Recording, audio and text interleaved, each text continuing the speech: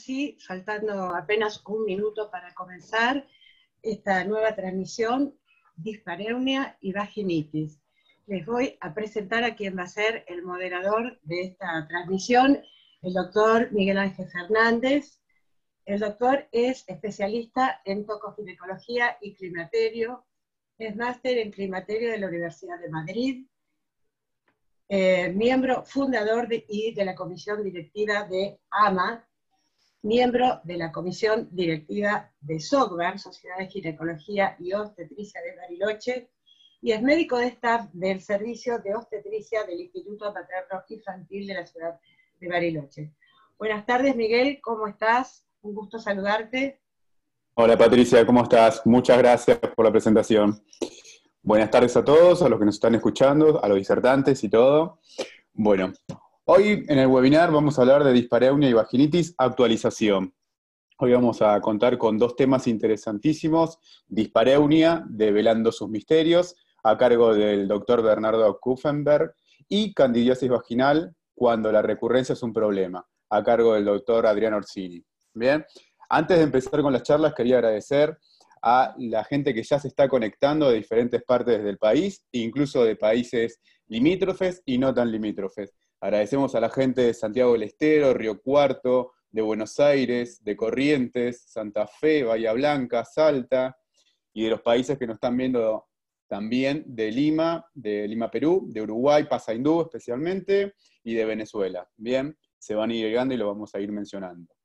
Bueno, para comenzar vamos a arrancar con la charla de dispareunia, develando sus misterios, a cargo del doctor Bernardo Kupfenberg. El doctor Bernardo es especialista consultor en ginecología y obstetricia, sexólogo clínico, médico titular del Servicio de Tocoginecología del Hospital Narciso López, es docente adscrito de ginecología en la Universidad de Buenos Aires, es director de la revista científica de la Federación Argentina de la Sociedad de Ginecología y Obstetricia FASGO, Ciencia Informa, y miembro de la Comisión Directiva de la Sociedad Argentina de Sexología Humana. Doctor Kupfenberg, le damos la palabra. Bueno, muchas gracias. Voy a empezar compartiendo la pantalla. Perfecto. Bueno, hoy vamos a ver la dispareunia. El tema se llama dispareunia y sexualidad. Lo vamos a ver con un enfoque relacionando ambas especialidades, lo que es la dispareunia para los ginecólogos y la importancia en la sexualidad. ¿Sí? Nosotros como ginecólogos, en todos nuestros libros, está uno de los 3 capítulos que vamos a ver durante esta presentación. Nosotros sabemos que la consulta por dispareunia es muy frecuente en los consultorios ginecológicos. Yo primero voy a empezar con la terminología, con las definiciones. ¿Qué es dispareunia? Dispareunia viene del griego dis, trastorno, dificultad, y pareinos, compañero de lecho, o sea, mal apareamiento o mal acoplamiento. A diferencia de algo pareunia, que es del griego algo, dolor, ¿sí? O sea, dispareunia no es solamente dolor. ¿Y qué es coito? Coito viene del latín coiter, marcha en común o ir en común. Es la cópula o unión sexual entre dos individuos. O sea que una dispareunia sería el dolor o trastorno genital persistente o recurrente que se produce justo antes, después o durante el coito. Vamos a empezar con el primer capítulo, que es de dispareunia femenina. Según el Manual de Diagnóstico y Estadísticas de la Asociación de Enfermedades Mentales, de la Asociación Psiquiátrica Americana, la última versión, el DSM-5, habla de dificultades persistentes o recurrentes de una o más de las siguientes situaciones por un mínimo de 6 meses. O sea, dolor marcado durante el coito o al intento de la penetración, miedo o ansiedad marcada acerca de dolor vulvovaginal o pélvico en anticipación, durante o como resultado de la penetración vaginal, o marcada tensión o ajuste de los músculos del piso pélvico durante el intento de la penetración vaginal.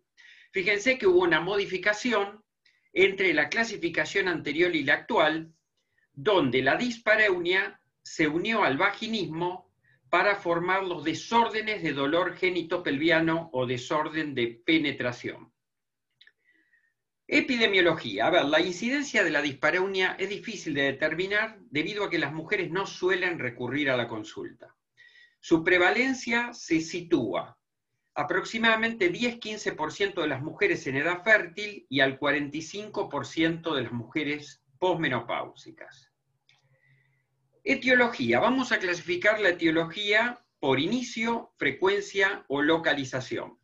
Por inicio puede ser primaria, o sea, comienza con la primera experiencia sexual. Las causas suelen ser psicosociales, abuso sexual en la niñez, sentimiento de vergüenza o culpa hacia el sexo, temor del coito, primer coito doloroso, y probables también malformaciones. Secundaria, usualmente causas físicas, pero no deben descartarse las causas psicosociales. Por frecuencia, puede ser persistente, los síntomas ocurren con todas las parejas sexuales, en todas las situaciones, las causas pueden ser físicas o psicosociales, o condicional, los síntomas ocurren en ciertas posiciones, tipo de estimulación sexual, pareja específica, y las causas pueden ser físicas también o psicosociales. Veamos por localización. La superficial, dolor agudo, quemante o punzante en el introito vaginal o su vecindad. Es frecuente en pacientes con alguna patología vulvovaginal, pero también puede ser condicionada por experiencias sexuales previas, no placenteras.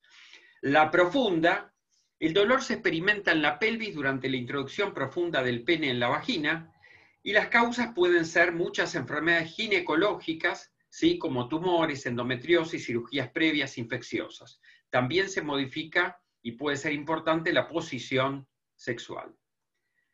Y vamos a las causas. Las causas físicas, que son las más frecuentes, son asociadas a dispareunia crónica. Pueden ser superficiales o profundas. Causas físicas superficiales son lejos las más frecuentes, ¿sí? Y tenemos los trastornos vulvares. La vulvodinia idiopática, hace 30 años era media columna en un libro de ginecología, hoy es un libro entero, en sus dos versiones, la localizada vestibulodinia o vestibulitis vulvar o provocada, o la disestésica generalizada o no provocada.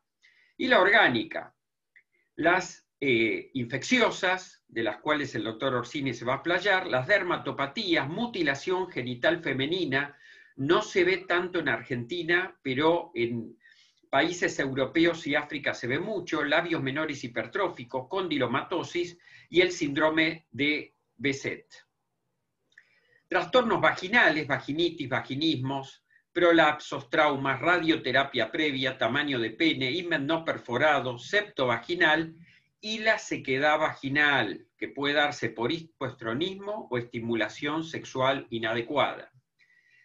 Cicatrizales, cirugía vulvovaginal previa, episiorrafia, causas urológicas, infección urinaria, cistitis intersticial, uretritis, y después las causas físicas de la dispareunia profunda, ¿sí? Trastornos abdominopélvicos, tumoraciones pélvicas, trastornos gastrointestinales. Factores a considerar. El hipoestronismo a partir de la menopausia está asociado a sequedad y atrofia. En las mujeres de mediana edad, la sequedad vaginal se presenta, según los trabajos, del 17 al 55%, pero se incrementa varias veces de la menopausia. Es común la asociación de dispareunia y sequedad vaginal. Se calcula que 1/3 de la población refiere dolor ocasional durante las relaciones, pero casi el 10% es casi constante. Pero veamos las causas psicosexuales. Los componentes principales de la respuesta sexual humana son la libido, la excitación, el orgasmo y la memoria de la resolución posexual. La medicina psicosexual es un área compleja en el cual la dispareunia podría ser un desencadenante o un síntoma. Acá tenemos, ¿sí?, causas psicosexuales con aspectos biológicos, psicosociales y vinculares. Los tres aspectos son fundamentales y hay que descartarlos a la hora de la entrevista. ¿Sí? Los biológicos, por supuesto, la edad, enfermedades, medicación. los aspectos psicosociales, las creencias, la autoestima, la imagen corporal, experiencias pasadas, y los aspectos vinculares interpersonales, ¿sí? La comunicación con la pareja, la discronaxia, estimulación inadecuada, conflictos interpersonales. Veamos ahora algunos trabajos. Hago la aclaración que todos los trabajos que se presentan son los últimos en cada sector y todos los tengo en versión completa por si alguien lo solicita. Fíjense este trabajo que habla del funcionamiento sexual y el dolor genital y su efecto en la experiencia sexual, ¿sí? Como ven, es un trabajo del Journal of Sexual Medicine y habla de la falta de conocimiento sobre las experiencias de dolor en relación con el funcionamiento sexual en las mujeres. Y se recomienda capacitar a los médicos y dedicarle más tiempo, por supuesto, a la entrevista, que es lo que a veces hay muy poco. ¿Cómo confeccionamos la historia clínica en una paciente que consulta por dispareunia? Primero, preguntas específicas, ¿sí? Tiempo del padecimiento, cómo es el dolor, si ocurre siempre, frecuencia sexual. Por otra parte, los antecedentes sexuales, ¿sí? ¿Qué expectativas tiene? ¿Cómo se excita? ¿Cómo se lubrica? ¿Tiene efecto en la relación de pareja? Si siempre tuvo el mismo dolor, ya sea con otras parejas, si aparece en otros momentos.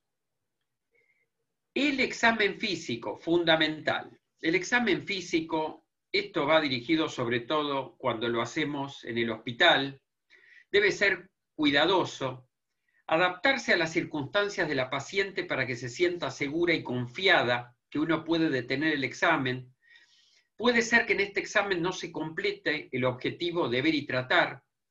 El ambiente, y por eso aclaré lo del hospital, porque uno tiene poco tiempo y a veces no está la privacidad que necesita la paciente. Tenemos otros médicos, tenemos residencias. ¿Sí? El examen debe ser privado y tranquilo, sin la presencia de personas innecesarias. Y por supuesto, no iniciar el examen intentando reproducir la sintomatología. Tratamientos. Si se considera que los factores psicosexuales son relevantes, es importante la derivación al consultorio especializado, lo que muchas pacientes agradecen. Ahora, el tratamiento médico es lo que vemos siempre, está en todos nuestros libros y en nuestra práctica, ¿sí? Tratar la etiología en caso de hallazgos compatibles con patologías vulvar o vaginales. Abordaje conservador, o sea, cuando la paciente se aconseja en las relaciones sexuales, tomarte el tiempo suficiente para la excitación y la lubricación y evitar las posiciones que más lo favorezcan. Simultáneamente podremos ayudar con lubricantes acuosos locales y se evaluará la posibilidad de usar algún tipo de tratamiento hormonal u otros medicamentos dependiendo de los hallazgos. Fíjense este trabajo, esto se ve, y se ve mucho, un trabajo del Gynecology Oncology, septiembre de este año, ¿sí? Y, por supuesto, fíjense, la dispareunia es muy prevalente en las sobrevivientes de cáncer ginecológico. Y yo diría de cáncer también mamario. Los tratamientos siguen siendo limitados y poco estudiados. La fisioterapia multimodal del suelo pélvico es una intervención viable y aceptable, ¿sí? Y este tratamiento resultó en mejoras significativas en el dolor. Muchas de estas pacientes sufrieron algún tipo, o sea, fueron sometidas a cirugía, eventualmente radioterapia, ¿sí? Y hay mejora en los síntomas de disfunción del suelo pélvico y la calidad de vida. Y después están los tratamientos, si tenemos el dolor pelviano crónico, algia pelviana crónica, que es un capítulo muy grande, es un libro entero, ¿sí? Hay que descartar las múltiples causas, y también ya es un capítulo o libro entero hablar de los tratamientos de las dos variantes que nombramos de la vulvodynia idiopática. El manejo quirúrgico está limitado a factores vulvares y vaginales como granulomas, tejido cicatrizal a partir de parto, anormalidad de desarrollo o mutilación genital femenina. Y por supuesto la cirugía pélvica está restringida a endometriosis, tumores o debridamiento.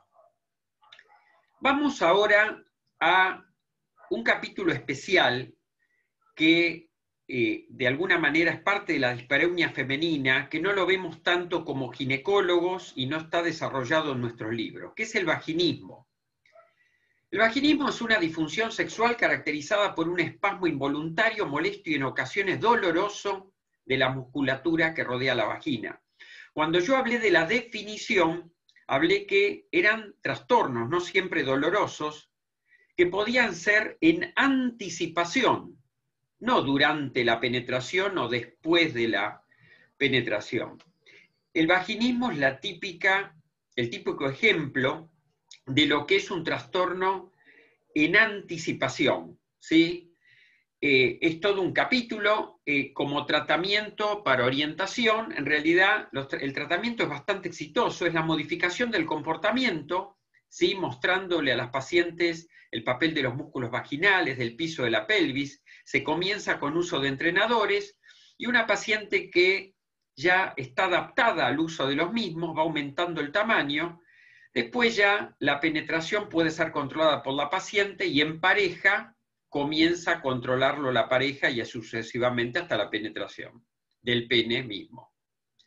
Consideraciones prácticas. La dispareunia es un síntoma de variadas enfermedades con componentes tanto de disfunción orgánica como psicosexuales.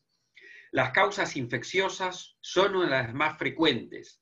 La endometriosis, especialmente en la zona rectovaginal, y el dolor pelviano crónico son causas importantes. Y en un gran porcentaje de las pacientes nosotros no detectamos patología.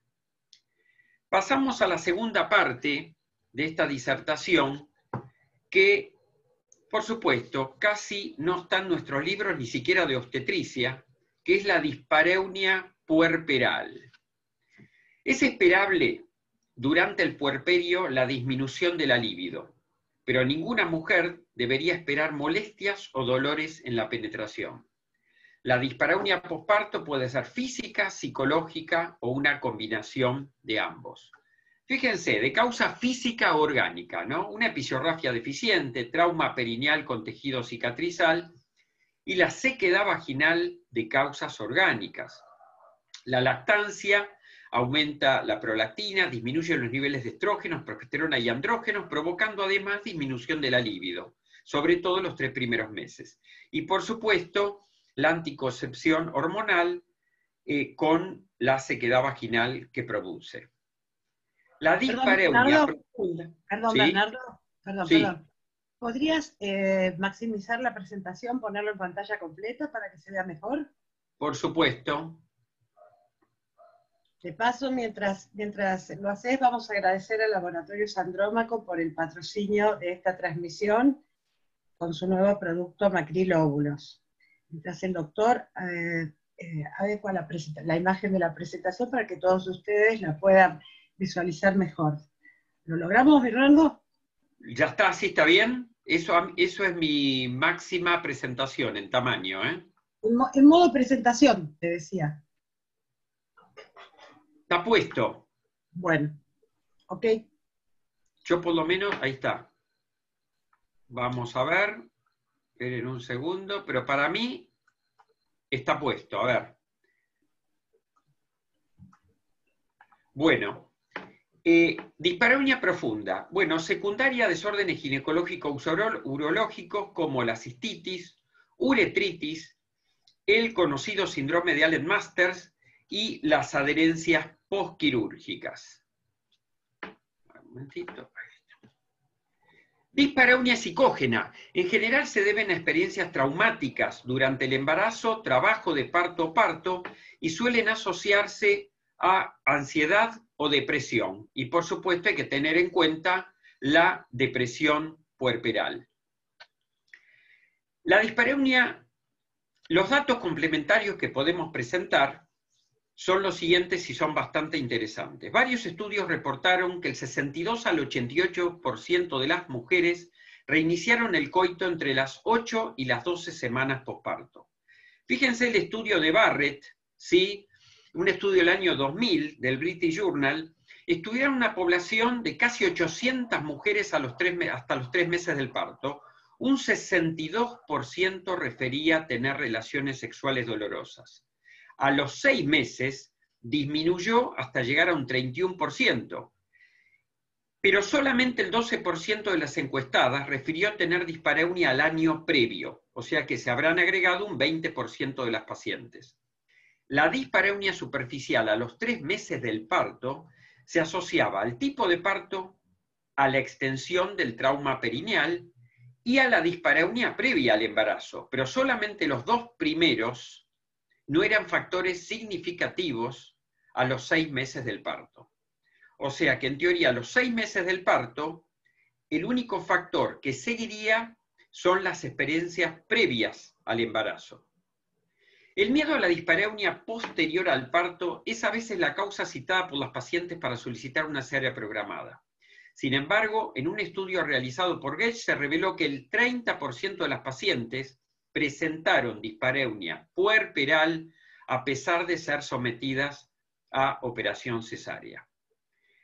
Klein, en un estudio numeroso, encontró que las mujeres sometidas a cesárea con perineo intacto, fíjense qué detalle, experimentaron más dispareunia que las que presentaron parto vaginal.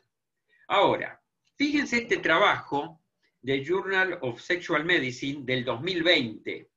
¿Está asociado el modo de parto a la respuesta sexual? Bueno, los cambios fisiológicos como resultado del trabajo del parto y del parto pueden tener un impacto perjudicial en la respuesta genital. Sin embargo, estas diferencias no impactan en la experiencia subjetiva de las mujeres en su sexualidad posparto. Fíjese este otro trabajo del Sexual Medicine también del 2020, ¿sí? Función sexual femenina posparto, ¿sí? ¿Y cuáles son los factores de riesgo para una disfunción sexual? La vía de parto no tiene un efecto significativo sobre la función sexual posparto a corto y largo plazo. Los desgarros de 3er y 4º grado están fuertemente asociados con la disfunción sexual posparto. La episiotomía no afecta negativamente la sexual y, por supuesto, la lactancia, sabemos, tiene un efecto ligeramente negativo. Y fíjense, acá hay un resumen, ¿sí?, de cómo el cansancio, el miedo al embarazo, la lactancia, la demanda familiar, la imagen corporal provocan la disminución de la libido. A su vez, la dispareunia orgánica, producida también por lubricación inadecuada, sobre todo si hay anticoncepción hormonal, y una disminución de la excitación que provoca la misma lactancia y el miedo al dolor. Esto es un algoritmo básico, rápido. Si hay dispareunia posparto, ¿qué tendríamos que hacer? Si es preexistente, por supuesto, y descartamos algún componente orgánico, derivación a terapia psicosexual. Y si es adquirida, sí, interrogatorio, examen físico, y lo vemos todos los ginecólogos, si hay tejido cicatrizal o simplemente sequedad vaginal. Conclusiones. La dispareunia posparto afecta a numerosas mujeres. La verdadera extensión de este problema es dificultoso porque en el puerperio las mujeres no suelen consultar. Las mujeres deberían ser aconsejadas acerca de la posible disminución de la libido en el puerperio como algo transitorio, pero también que el coito doloroso no es normal. En aquellas mujeres que presentan dispareunia es importante el manejo inmediato y apropiado para reanudar la función sexual normal y prevenir una morbilidad física y psicosocial a largo plazo. Bueno, ahora vamos a hablar es la tercera parte y última de la clase. Acá vamos a tocar un tema que habitualmente no está en los libros de ginecología, no se nombra en los libros habitualmente que hablan de distopía genital, y es la dispareunia por distopía relacionado al ámbito de la función sexual. Todos sabemos, todos acá somos ginecólogos, lo que es una distopía, ¿sí? Las fallas del compartimiento anterior, medio, posterior, la diferencia en el diafragma urogenital en una mujer nulípara y en una mujer multípara, ¿sí? Y veamos, ¿cuáles son las funciones? del diafragma urogenital tenemos la continencia, el sostén, la reproductiva, y no hay que olvidarse nunca de la sexual. Factores de riesgo: parto vaginal, embarazo, menopausia, constipación crónica, prácticas deportivas, obesidad y las enfermedades respiratorias crónicas. Ahora, las pacientes consultan ¿por qué? Por incontinencia urinaria, por incontinencia fecal o por la distopía misma. En general no suelen consultar por las disfunciones sexuales. Y vuelvo a la definición originaria. Dispareunia no es dolor. Acá tenemos un hiato de bastante tamaño. El hecho de no sentir lo que habría que sentir, tanto por parte del hombre o la mujer, eso es un trastorno y eso es una dispareunia. Fíjense un trabajo, ¿sí?, del Sexual Medicine de este año también, el impacto de la incontinencia urinaria en la función sexual. La incontinencia urinaria tiene un impacto negativo y es probable que esta interferencia contribuya a que muchas mujeres, ¿sí?, traten de evitar las relaciones sexuales. Este es un trabajo muy interesante. En las distopías, sobre todo cuando tienen mucho tamaño, hay una pérdida de la sensibilidad de la piel. Acuérdense que puede haber avulsión muscular, ¿sí?, y la piel pierde sensibilidad. Esto es utilizando un equipo, ¿sí?, que analiza la sensibilidad por vibración de los genitales. Está publicado en el Journal de Sexual Medicine también de este año, y por supuesto, en las distopías lo que hay es una pérdida, ¿sí?, en este caso se evaluó, hay otros trabajos más, la disfunción orgásmica. Hay mucha más disfunción orgásmica en las distopías cuando se demuestra la pérdida de sensibilidad. Esto lo conocemos todo. Ahora no hace falta llegar a ver esto para pensar que hay una dispareunia. Solo con ver esto, que lo vemos todos los días en el consultorio, para pensar que acá puede haber una dispareunia. Según el ANAMS, en 2013, los órdenes del piso pélvico son extremadamente comunes. Afectan al 46% de las mujeres entre 40 y 59 años y, por supuesto, más de la mitad de las mujeres mayores a 80 años. Y cuando se evalúan los éxitos posteriores, esto es una comunicación de la ANAMS, ¿sí?, se habla de éxitos del 19 al 97%. Y ustedes dicen, ¿cómo 19 al 97%? Bueno, porque esto depende de cuál sea el parámetro utilizado para definir éxito, ¿sí? Fíjense, este es un trabajo de la Obstetric and Gynecology, febrero del 2020, el efecto de la cirugía de la incontinencia de orina en la función sexual. Y habla de una mejoría general en la función desde el inicio hasta los 24 meses después de la operación, sin diferencias significativas en función del procedimiento quirúrgico. El seguimiento, por supuesto, es hasta 24 meses. Todos sabemos que puede haber recidiva en cualquiera de este tipo de cirugías. Este es un muy lindo trabajo de este mismo mes, ¿sí?, de la Obstetric and Gynecology. Muy lindo trabajo porque toma 3 parámetros. Fíjense, cambios en la actividad sexual y función sexual después de las cirugías del prolapso genital. Y acá, más allá, en la primera columna van a ver el tipo de cirugía que se hizo. En la segunda columna, fíjense que la actividad sexual no siempre aumenta, pero la dispareunia siempre disminuye y el score de función sexual es PISC-12. El PISC-12, les aclaro, hay muchos scores de función sexual femenino. Este está orientado específicamente a las mujeres con distopía, ¿sí? Pero fíjense que este score está o similar, ¿sí?, o mejorado en la mayoría de los casos el score. O sea que la cirugía, cualquier tipo de cirugía, disminuye la dispareunia y probablemente mejore el score de función sexual. Si vamos a sacando las cirugías, ¿sí? Si vamos a los tratamientos alternativos, ¿sí? Cuando no hay distopías grandes, todos hablamos del Kegel. Muchos sexólogos y muchos licenciados en psicología que hacen sexología recomiendan los Kegel. Bueno, Kegel en 1952 descubre, ¿sí?, que las sensaciones en vagina están estrechamente relacionadas con el músculo pubococcígeo.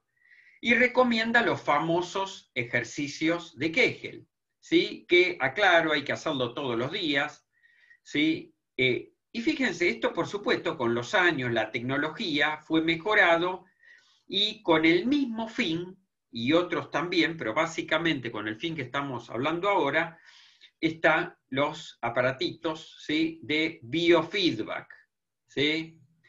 También ahora tenemos de moda estos equipos que aparecen de moda, que son el dispositivo electromagnético. El dispositivo electromagnético es un Kegel electrónico, ¿sí?, por electroestimulación, ¿sí?, y por supuesto lleva varias sesiones y la duración es limitada en el tiempo.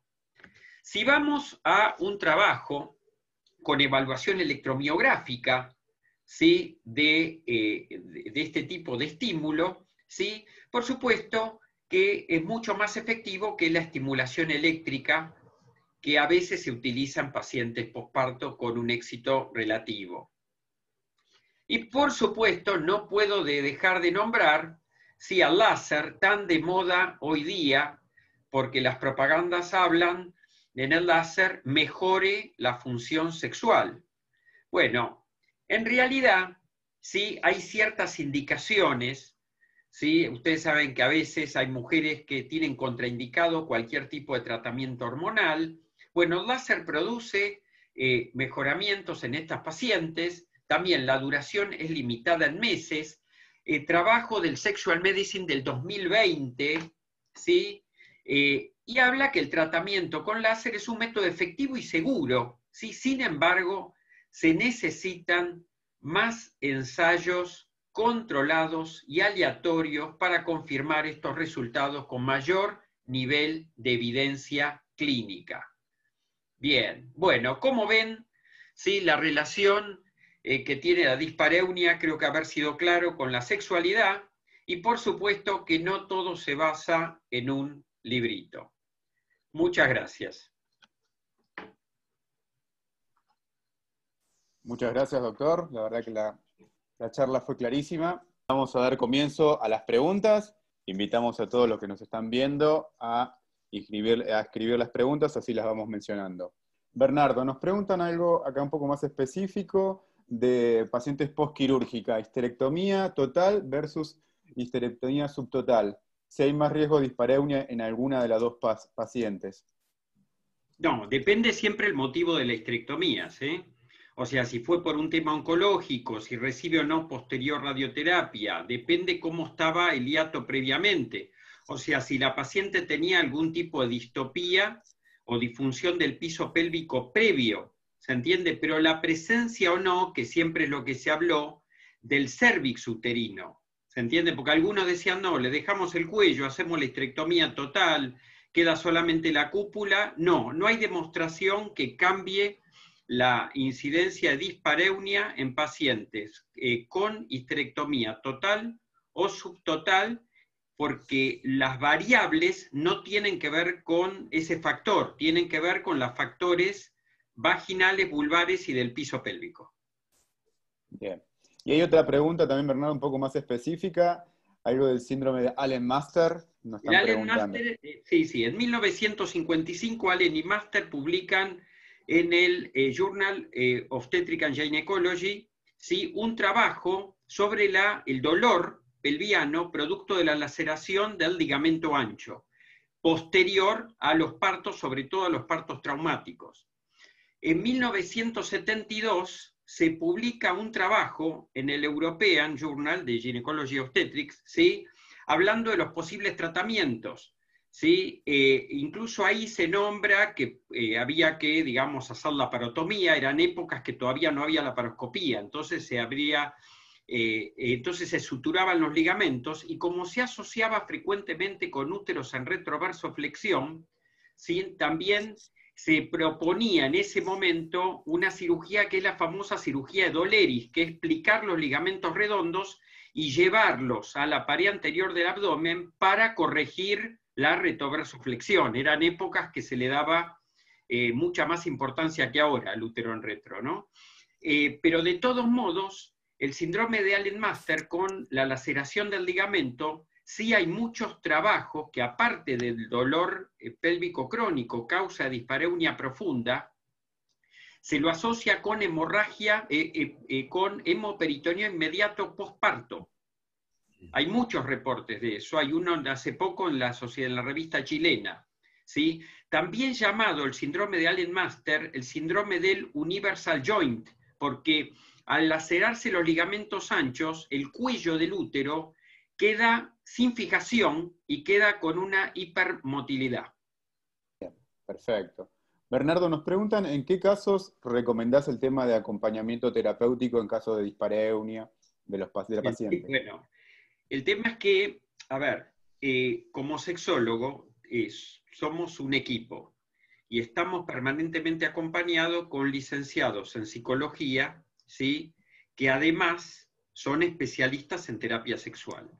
Las causas psicosexuales en todas las disfunciones, valga la redundancia, sexuales, las causas psicosexuales tienen una prevalencia importante, ¿sí? Entonces nosotros, por ejemplo, en la puerperal, por ejemplo, en las causas oncológicas de dispareunia, todo lo que es por distopía, siempre interviene en la dispareunia la relación con la pareja.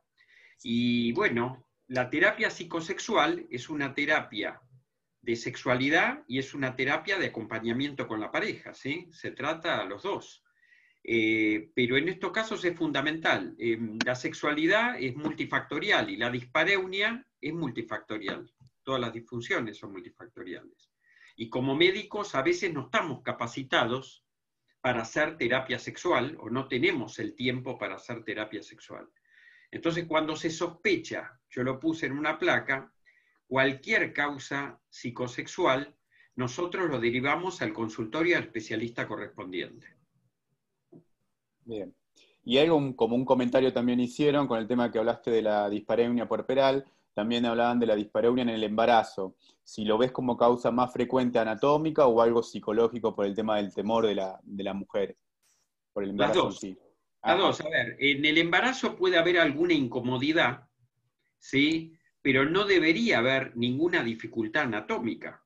O sea, una embarazada cuyo examen físico, ¿sí?, hecho por el obstetra en ese momento, no determina ninguna patología infecciosa o la que sea, no tiene por qué tener dispareunia, no tiene por qué haber alteraciones vulvares, no tiene por qué haber alteraciones vaginales, no tiene por qué haberlas, salvo por enfermedades previas, etc. Entonces, las causas psicosexuales son prevalentes en la embarazada. Perfecto, muy bien, perfecto. Creo que esas fueron todas las preguntas. Excelentes las disertaciones, como siempre. No sé si, Patri, ¿querés hacer algún cierre? Sí, los quiero, antes que nada, felicitar a ambos, porque la verdad es que el nivel de las charlas ha sobrepasado las expectativas, pero les agradecemos el acompañamiento durante todo el año, que ha sido realmente muy cálido para todos nosotros. Nos sentimos realmente satisfechos de haber hecho en este periodo una tarea de educación continua a distancia realmente satisfactoria. Los saludo, les agradezco nuevamente y les doy las buenas noches. Gracias. Muchas gracias. Muchas gracias. Muchas gracias.